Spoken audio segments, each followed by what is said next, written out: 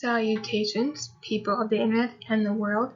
This is Andre Kleins, the owner and operator of PhantomWolfStudio.net, and today is our 8-part mini-series and the first out of 2 deep dives of a genre. Let's get started. As you can see, the genre we'll be looking at today is erotica. It's an adult-related genre, and the rating for it is usually between R-rated to XXX. Let's dive in, shall we? Of this genre. Let's see what these definitions have to say about this genre, shall we? Erotica writing is intended to elicit sexual or romantic desires, inhabiting a fascinating place in the literary world. Woods. Literary or art intended to arouse sexual desires. Google Dictionary. Intriguing. Origin of the genre. Part 1. Erotic literature composes of fictional and factual stories and accounts of Eros's passionate, romantic, or sexual relationships, intending to arouse similar feelings in the reader, in contrast to erotica, which focuses more specifically on sexual feelings. Other common elements are satire and social criticism. Most erotic literature features erotic art, illustrating the text. Despite cultural disapproval of such material, circulation of erotic literature was not seen as a major problem before the invention of printing, as the costs of producing individual manuscripts limited distribution to a very small group of wealthy and literate readers. The invention of printing in the 15th century brought with it both a greater market and increasingly restriction, including censorship and legal restrictions on publishing on the grounds of obscenities. Because of this, most of the production of this type of material became clandestine. Wikipedia. The oldest love poem ever found in Istanbul, 2461, an erotic manuscript written by a female speaker, description to King Solomon. Wikipedia. But erotic storytelling is just as old as storytelling itself. Fascinating. Origin of the genre. Part 2. Erotica is any literary or artistic work that deals substantially with subject matter that is erotically stimulating or sexually arousing, but is not generally considered to be pornographic. Erotic art may use any artistic form to depict erotic content, including painting, sculpture, drama, film, or music. Erotic literature and erotic photography have become genres in their own right.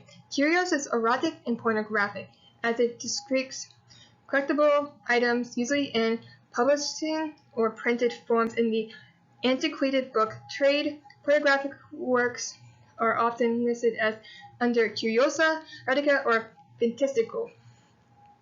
Fascinating. Characteristics of the genre featuring sexual and/or romantic content, having vignettes which are the most attainable scenes to real life. For example, the elevator scene in 50 Shades of Grey by E.L. James, and the storage cover scene in Secrets in Austen by Susa Hawkes.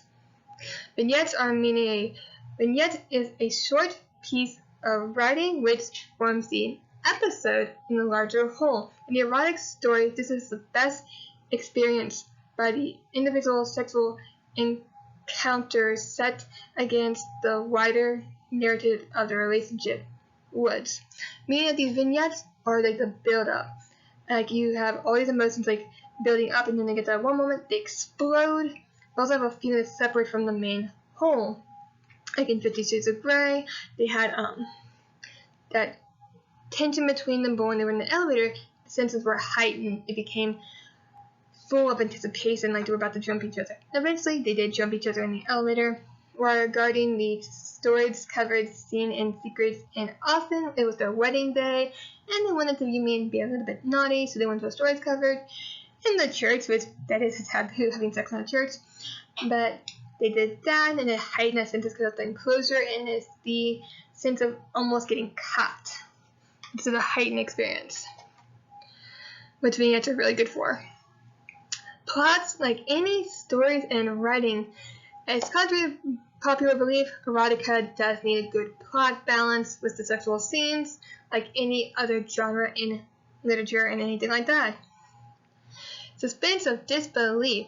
Erotica is one of those genres that can get away with suspense of disbelief because you're taking things that people might be too scared to do in real life and letting them experience it in fictional fashion so you can obscure the sense of reality and focus on the fantasy and immersing the reader in that. Characterization, I can't stress it enough. It's like any genre, it needs the fundamentals. You need engaging characters that are relatable, not always likable, but characters may they be inanimate objects or people that you want to know more about and read more about. Clear middle, beginning, and end. Like any writing, the fundamentals need to be there. You need to have a clear beginning, middle, end that's easy to follow and that's not too too many question marks and like where you're at. Sexual imagination of obscuring what really means to the audience, meaning these are focused on fantasies that are considered sometimes taboo or dark, so they can experience it in that literary fashion, obscuring reality to the audience, meaning whatever is holding them back from realizing that in their life, may it be cultural background, religion, society, or anything like that, they can get that in the story, and if it's written well enough, they're like they're actually in the character's shoes. Featuring specific kinks or fetishes or taboos. Generally, people are not looking up good erotica, they're looking at particular fetishes. So if you're specifically catering that story to a particular fetish, if it's done well, it'll pop up when that person looks it up. If it's done really well, it'll pop up on those too, if it's done well. But some people, I do disagree with that one comment. I looked it up there. I said people don't look up good erotica. I know a lot of people that use that as a tag, so it's a gray area what people think if people look up the tag, and I can tell you they do. Settings. I can't stress enough. It needs a setting, especially since erotica is very sensory-based. You need that setting to ground you or you experience that sensory with a character and a heightened sense of surrounding, sensory of smells, taste, sight, and everything. Let's go with that. So setting is very key. Themes. Like any writing needs a theme. Maybe lost loves, reconnection, becoming one in passion, and in and out of the bedroom. It could be a learning theme like love conquers all, a cautionary tale of sometimes having to let things go, things like that. Conflict, like any writing, it needs a conflict, either a love triangle or winning back someone's heart or something completely different, like going back in time and losing things as you go on with things, or that like the one maybe where the girl lost her memory and she had to instead of with her same lover again, she had to experience her entire life and repeating pretty much as it went as before. And resolution. It needs that resolution of having a conflict and then it being solved.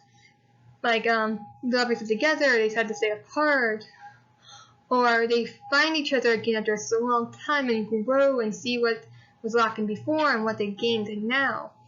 Like any story, it needs the resolution. Otherwise, it's missing one of those fundamentals, which is not good for any genre. Let's continue.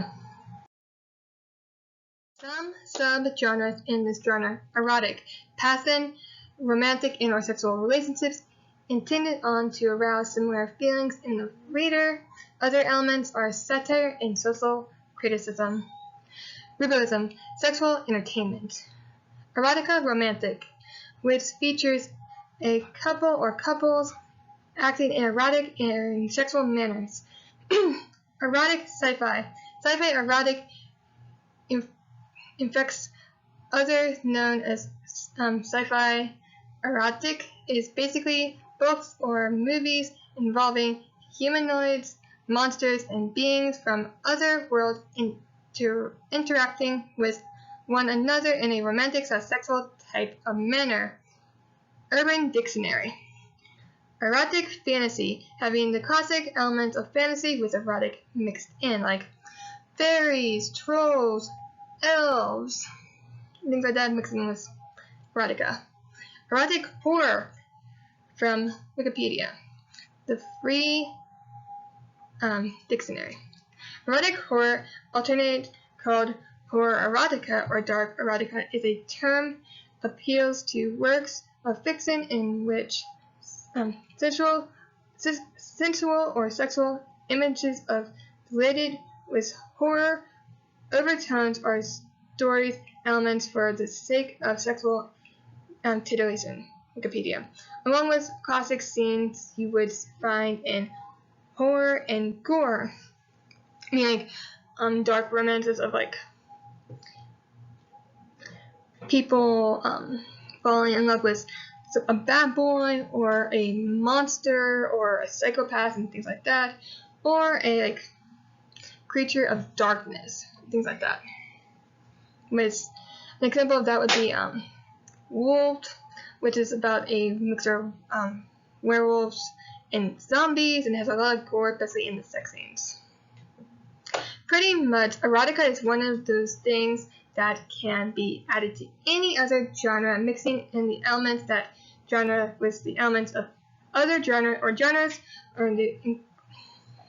are incorporated with it, meaning erotica is like a chameleon. It can be used in so many different ways and be popped in so many different genres and still work.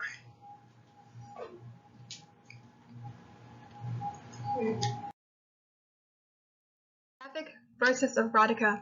As much as people don't want to admit it, the fine line between these two is so translucent it's almost not there, and sometimes not even there at all.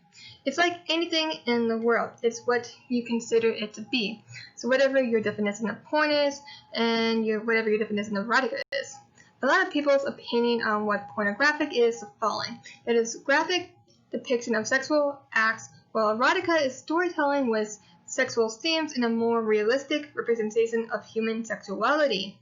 Anything that's considered explicit or degrading is considered pornographic, while erotica is consensual, dignified, and mutual power balanced than pornographic. A lot of people think pornographic is like a power exchange and not a willing power exchange, while erotica is seen as a more balanced relationship. Well, my opinion between what they consider. Dime Store Mud, Fruit Basket Episode 6, Ori Usutani. That's something to consider to pornographics. They call it dime store smut, which is pretty much like you would see like at a dollar store or an airport kiosk, and erotica. It's a case-by-case situation. Pornographic has sometimes had a plot and storytelling like adult films, while erotica could have S&M elements like power exchange with some people, which some people are not very comfortable with, so that's an if and if where that like gray area really comes in. So for us writers, it truly depends on our intention on what we want the piece to be. Like doing it more pornographic or erotica. Me, I do erotica, but it just depends on your definitions. Same for the readers. It really does depend on your personal definition regarding these two, because everything is different on what they're considered being pornographic, dime store smut, or erotica. It really does depend on your definition, people. I can't stress that enough. It's like everyone's different. Everyone has different experiences and things like that. And when it comes to this type of genre that's still being discriminated and segregated, it's so hard for there to be a defined detail of what people consider it is compared to other genres.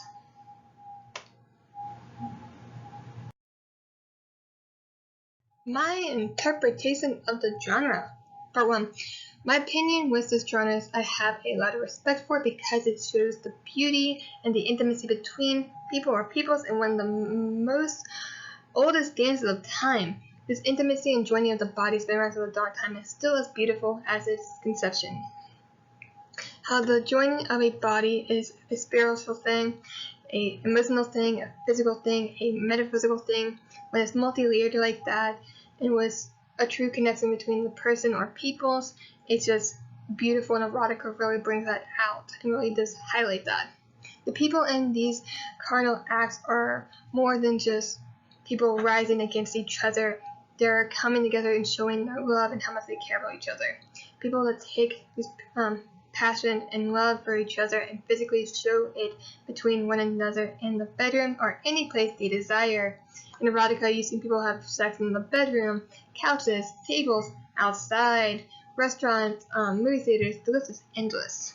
Oh wait, they can have intercourse and have lovemaking.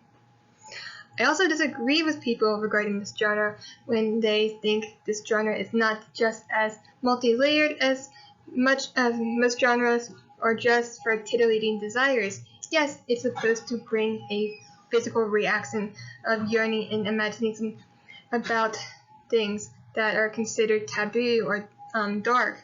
It also needs the fundamentals of stories like plot, character setting, conflict, and resolution. When people talk about the fundamentals with this genre, they think they're not as important as sex scenes, where I highly disagree. The fundamentals are just as important, if not more so, because of this genre's stigmatization. It needs a balance of sex and fundamentals. Like, a lot of people are like, oh, the plot's there, but it's not as important. It's like, actually, you do need the plot to help balance the sex scene, so you can care about the characters when they're in their intimate moment as they go through their journey. You need a grounding, good plot and characterization like any stories. So I highly disagree when people say they're not as important as the sex scenes. It needs balance, like any genre. The sex scenes is going to be fully saturated and passionate. Still, the plot and the characters also have to be compelling, so when they're in these intimate acts, you can feel their emotions, if not artificiality, but realism. What I mean by this is the sex scenes need to be fully saturated in physical feelings like sight, smell, taste. The sensory definitely have to be fully saturated in the imagery of the people in their intimate acts have to be there. You also need the plot and characterization, so as the story progresses, you can feel like what they're feeling for each other is authentic and not artificiality. And that's where the fundamentals come in. My interpretation of the genre, part 2. As someone who loves writing in this genre and its subgenres, I know for a fact, and I've even talked to other writers, that it has just as much potential for fine writing as some people put it regarding the other genres. Like, people, when they think about fine writing, like, oh, sci-fi, fantasy, horror, thriller, all the other ones, they don't think of erotica. And erotica can have fine writing, and people need to start realizing it and stop segregating it from that category. When it just has much potential, it has just much potential as the others for fine writing or not so great writing or okay writing or so-so. There's so much you can do with this genre. It's like a chameleon. It can be placed in any other genre and add another layer to these stories in an avenue that might have not been done before. Like with fantasy, like with like a giant and a dwarf, or a fae and an elf, or in sci-fi having the character have multi different limbs, or changing forms and things like that. And it could add interesting twists in those scenes between the couples.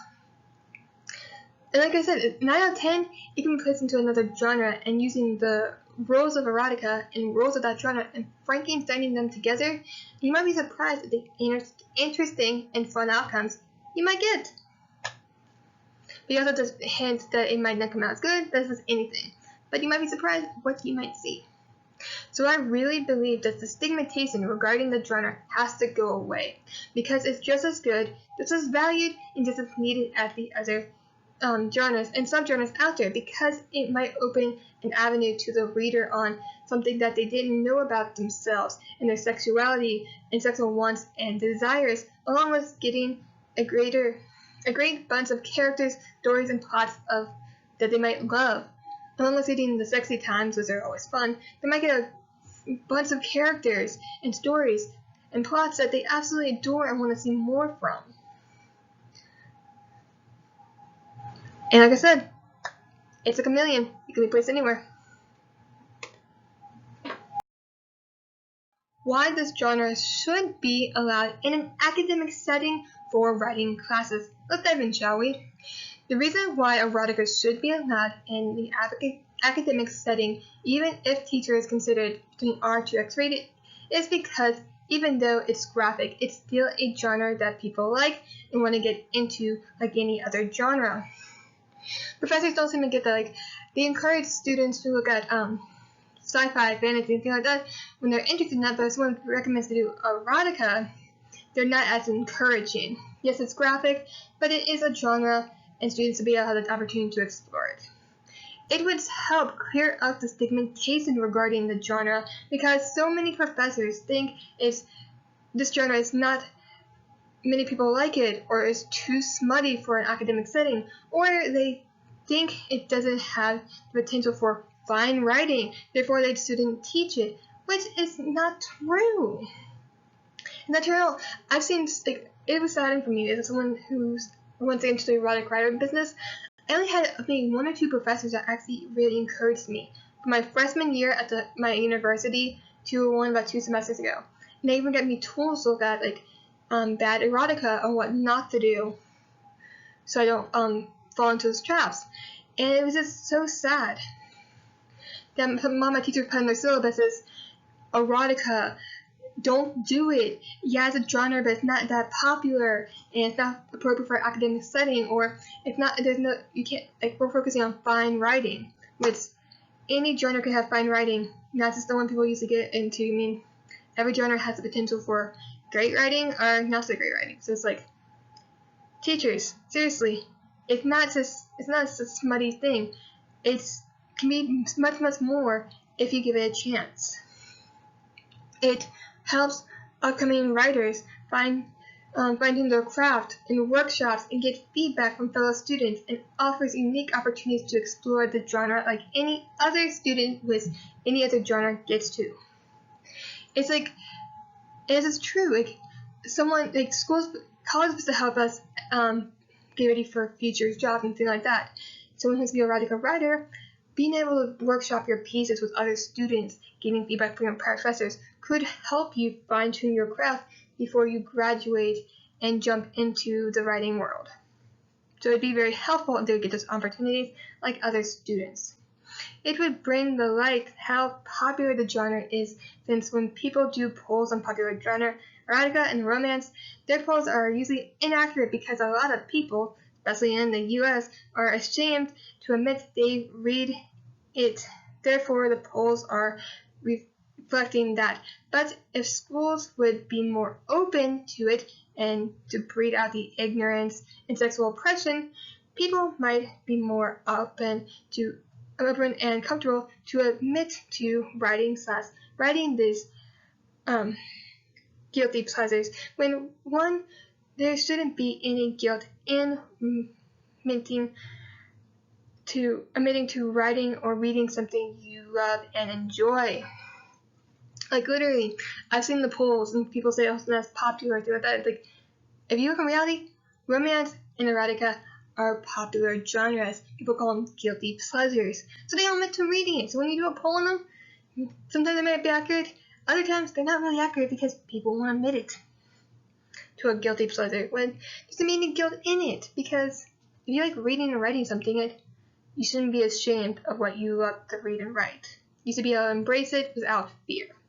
Which, if teachers would have to be open in an academic setting and help their students evolve it and bring to light the stigmatization, this could be a possibility to take that away and let people be open about what they like.